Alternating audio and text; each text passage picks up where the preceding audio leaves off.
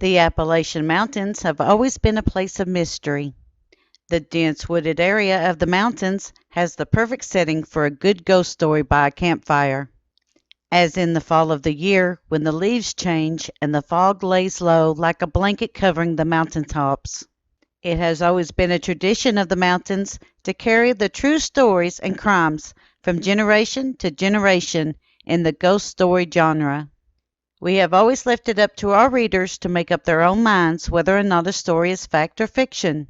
Do you agree with our list? Let us know in the comments section down below.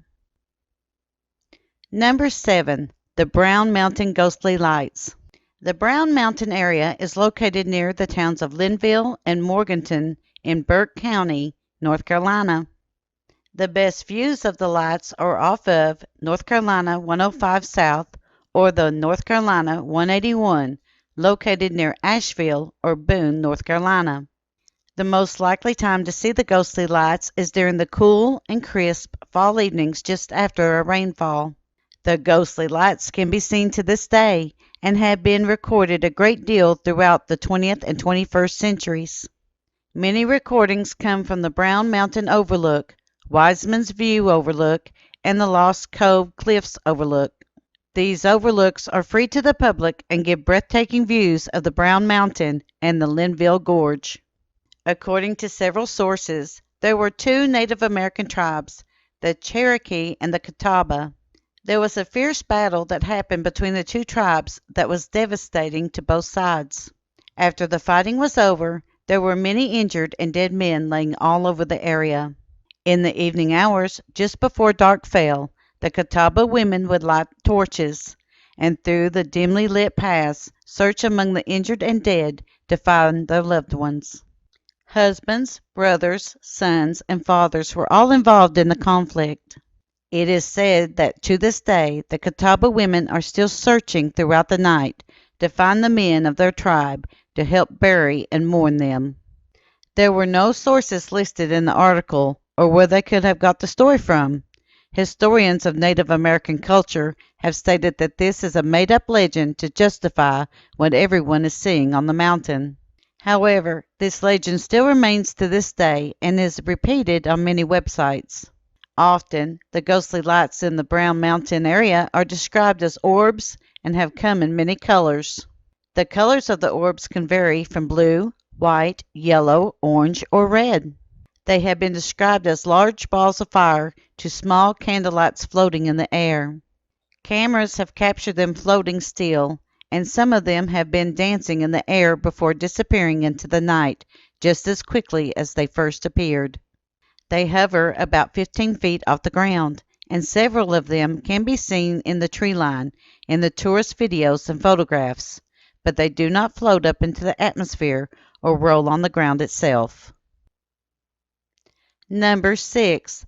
The Haunted Pound Gap Lights, or the Restless Soldier. Between April 12, 1861, and May 9, 1865, the war between the states raged. The peace of the Appalachian Mountains was shattered. One of the most contentious spots in the mountains was Pound Gap. The Pound Gap is located on the Virginia and Kentucky state line and was one of the few places that was low enough and easy to cross over the mountain range. This was used as a passageway through the mountains to move equipment and men through the Appalachian Mountains to reach major battlegrounds. It went back and forth in the hands of the North and the South, with the North taking the final capture on March 16, 1862.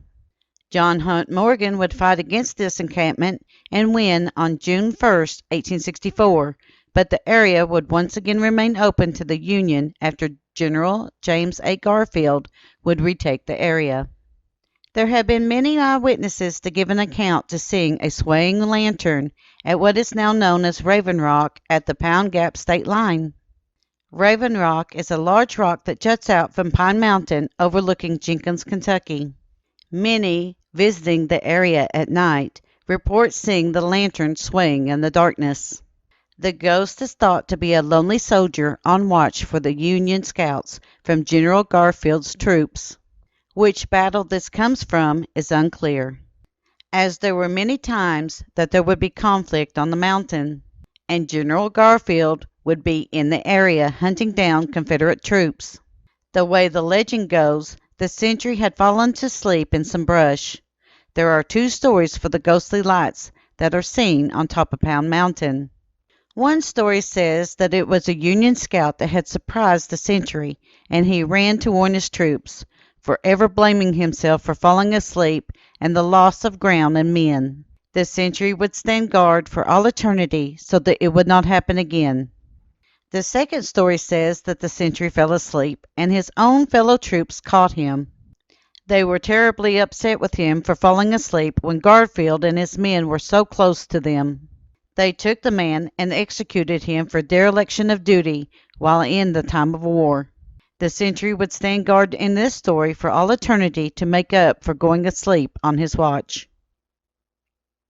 Number 5. The Haunted Rides of the Confederate Soldiers. Again, we have another haunted story from the time of the Civil War. This time the story takes place in Whitesburg, Kentucky. The Confederate States' 10th Kentucky Mounted Rifles were under the command of Lieutenant George Hawk. The company maintained a base camp at the mouth of Sand Lick Creek. This was near the town of Whitesburg, Kentucky.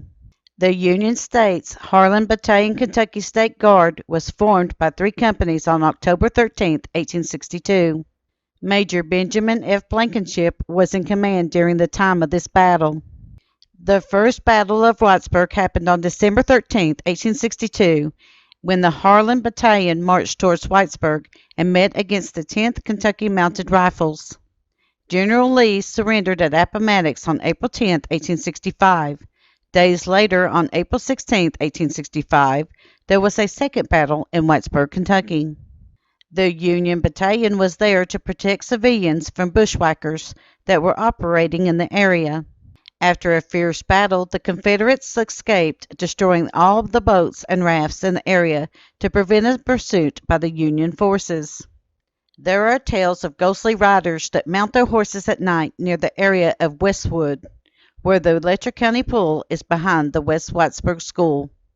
Echoes of the sounds of battle and the horses and men can be heard at night, when the area is covered by fog and the weather has turned rainy. Ghostly men appear for battle that can be seen, and the sounds of muskets being fired can be heard. Number 4. The Story of Ellen Flanary, Letcher County's Lady in White. First, we will tell the true crime as it happened. Ellen Flanary lived at Perk Creek on Pine Mountain near Whitesburg, Kentucky. She was a housewife and a mother to 5 children ages 3 to 13 years old in the early 1900s. Her husband, Arthur H. Flanary, had died at the age of 32 on November 10, 1906, in a logging accident. On May 21, 1907, Ellen had sent her 2 oldest children to town to run some errands. They never saw their mother alive again, as she went missing when they had returned. A search party was formed, and Ellen was found near the creek, covered with large stones. Her body was severely bruised, stabbed, her neck had been cut, and there was evidence that she had been otherwise assaulted. There were large tracks and a knife found, and later Ellen's bonnet was found. The person who went to trial for this crime is later in our list, as he has his own ghostly tale surrounding him. This is the legend of Ellen Flanary's ghost. For many generations now, there have been spottings around the Perk Creek curve of a ghostly white woman who does not speak that walks along the road. The legend goes that this woman is trying to get home to her children. It is said that you can hear the crunch of gravel and other odd noises near the place where her body was found. While the woman in white is often associated with a pending death, this does not seem to be the case with Ellen's ghostly apparition. Many credible witnesses and drivers have seen her as they travel along the twisty road of Pine Mountain, either going to or from Harlan County to Letcher County. The family denies that this is actually Ellen Flanary. However, everyone who has seen the ghost swears that it was there.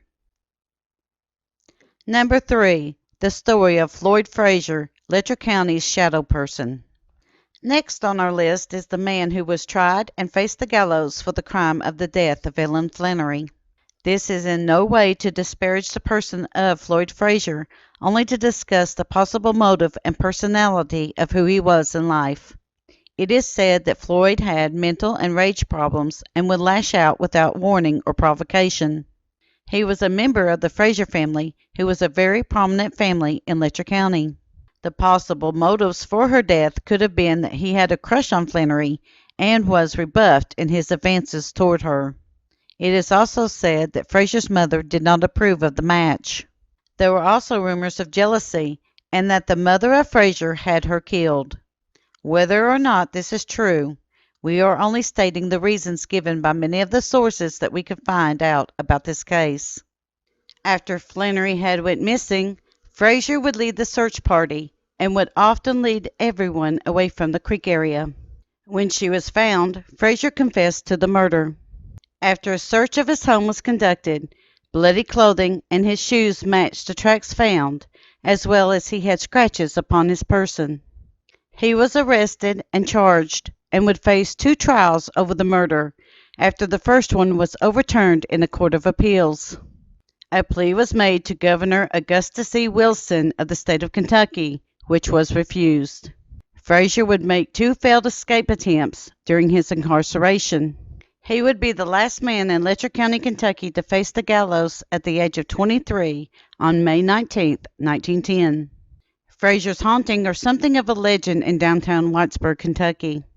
He usually takes the form of a shadow person who is seen in several places in the Letcher County Courthouse, including the walls, empty rooms, and staring out the windows. He has also been reported as being seen standing outside of the building as well. This ghostly apparition has been seen walking around the side of the gallows at College Hill, as well as other locations downtown Whitesburg, Kentucky. This ghost is not a friendly one, as it has pushed people down stairwells, dishes falling to the floor, and a distinct smell of wood smoke when he appears. He has also been known to pinch people and starting up a fire truck engine when no one was near it. See the Mountain Eagle and the Appalachian Most Haunted source material on this main video.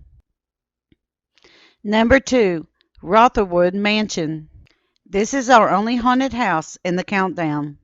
Reverend Frederick Ross inherited the property of 2,500 acres on the Netherland Inn Road in 1818 and built the Rotherwood Mansion. This road, located near what was once called Rossville, but later became Kingsport, Tennessee. The location that Ross chose for the beautiful mansion sits on a hill that overlooks the Holston River. At one time, the land ran from Bays Mountain to the Virginia border. A 3-story manor was built with red bricks, dark shutters, and a 30-foot high Doric columns holding up an elevated porch that is surrounded by white banisters that is great for viewing the river below. There was a pool on the roof, hanging gardens, and a curved driveway. On the opposite side of the house, it has a beautiful bay window that overlooks 2 smaller add-on rooms. Rowena Ross was the daughter to Reverend Ross. Her life would take a tragic turn at the Rotherwood Mansion. On the day that Rowena was to be married for the first time, her groom-to-be and his friends took a small boat out to the Holston River to go fishing. The boat capsized, and her intended was drowned before her eyes. Her second try at marriage ended with her betrothed dying of yellow fever. On her third try, it stuck, and she married and had a daughter. In April of 1857, Rowena came to see her father at the mansion while on vacation. She claimed to see a ghostly hand beckon to her. She slipped on her wedding dress, and on April 5, 1857, she would walk into the Holston River, never to return. Her ghost is one of many that is said to be at the site. She is often spotted walking along the banks of the Holston River, searching for her love. There have also been sightings of the young man and the couple standing on the steps of the mansion in wedding attire, very happy together.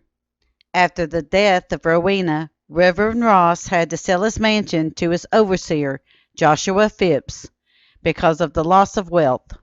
In the summer of 1861, Phipps would fall into illness and die. There is a legend that a pack of flies attacked him before his death. There are also stories of ghostly laughter and disturbances throughout the night from his ghost. The current owners are restoring the house to its original standing and beauty. This is now a private residence, and it should be respected as such. While the mansion and its grounds are not taking tourists, it is a very interesting part of the folklore and history of Kingsport, Tennessee. Number 1. The Bell Witch Haunting. While the entity is called a witch, this would not be correct. The Bell Witch story is a ghost tale. The spiritual being calls itself Kate. The first disturbances came in 1816 when the apparitions and strange noises started increasing over a course of the next year. At times, the Bell family home was violently shaking as if it was in a terrible storm. The Bell family said nothing about this to their neighbors.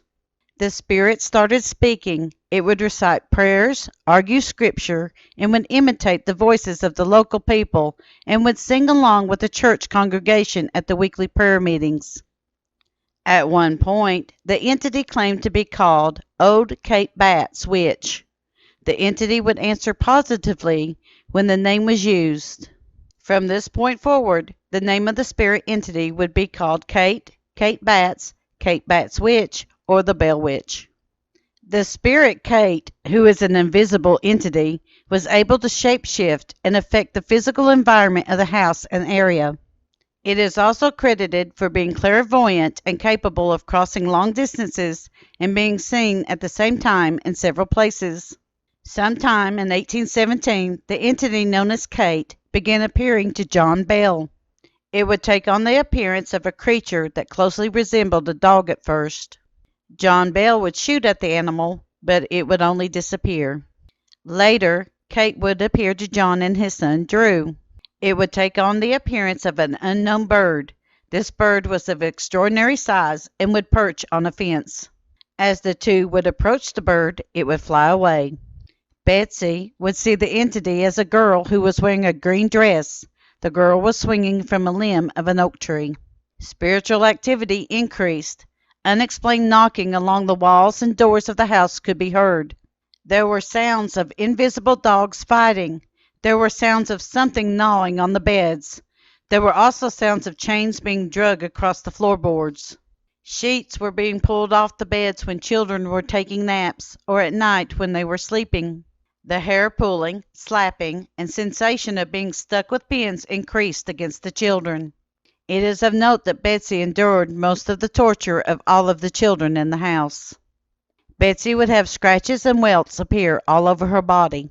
Family members would experience slapping, pinching, taunting, and other forms of harassment.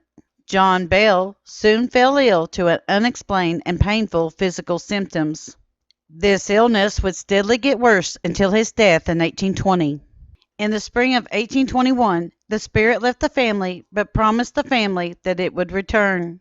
After 7 years of silence, the spirit would return in 1828. Upon her return, Kate would appear with similar activities as before. It had even appeared to Lucy and her sons Richard and Joel. The trio tried not to acknowledge it, and soon it left them alone again. Did you agree with our list and the order that they were listed? Which of these stories left a shiver down your spine? Let us know in the comment section down below. We at Kentucky Tennessee Living would like to thank you for watching our video series on the Appalachian Countdowns. Don't forget to hit that like button, as the more likes we receive, the more likely YouTube is to suggest our videos to other viewers. Also, to receive notice when we upload a new video, be sure to subscribe and click the bell notifications. We thank you for continuing to support Kentucky Tennessee Living as we are discovering the mysteries in Appalachian history.